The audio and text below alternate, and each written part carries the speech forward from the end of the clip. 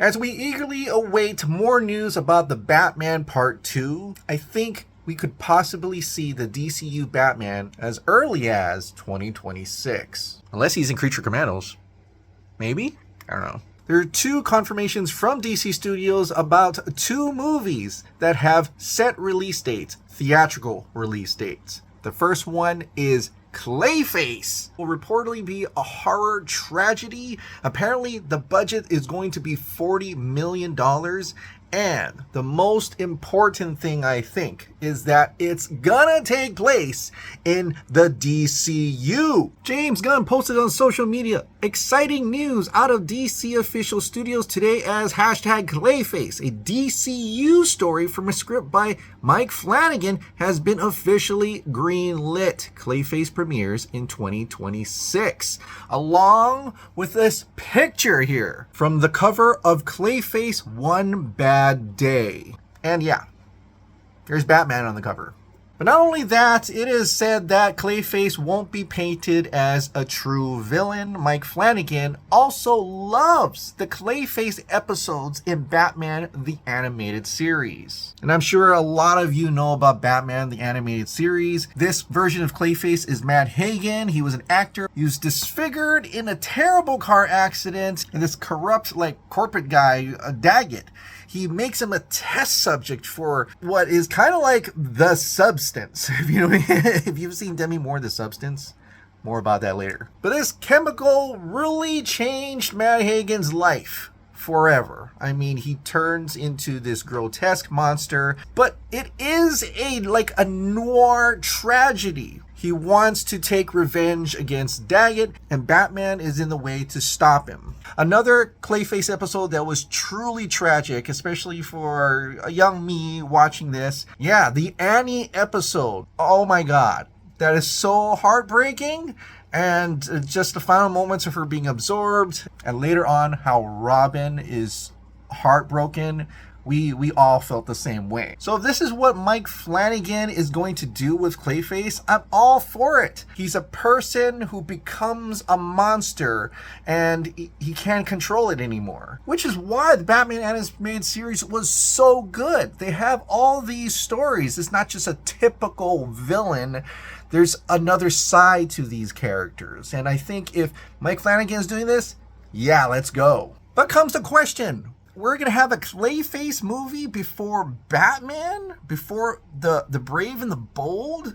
Which gets my, delusional noggin going that we're going to see Batman in Clayface. I believe so. It's going to be live action. If Mike Flanagan loves the animated series version of Clayface, Batman is in it. And because I think there is an issue with having Batman in the DCU right now, they are waiting for the Batman Part 2, in which James Gunn himself has debunked that Clayface and Scarface are going to be in the Batman Part 2 because Matt Reeves has not turned in the first draft of the script yet. What are you talking about, Matt Reeves? What are you doing? And things get more suspicious when a lot of people remember that Entertainment Weekly article when it said this: Reeves is now gearing up for the next movie sequel. The script is finished, he confirms, and everyone is preparing to start production next year? Something not right. Something is going on. What's more, Clayface is produced by Matt Reeves, which honestly, at first, I thought it was going to be a Batman verse universe Clayface. And thank God that it's not. It's James Gunn confirmed it's in the DCU. And I'd rather have a body horror monster movie like the animated series. You know we're going to get that type of Clayface. We've seen him teased in Creature Commandos. Whether it's going to be CGI or not, or it's going to have the prosthetic like in The Substance, that's pretty cool. But I'd rather have that than just a dude with a knife.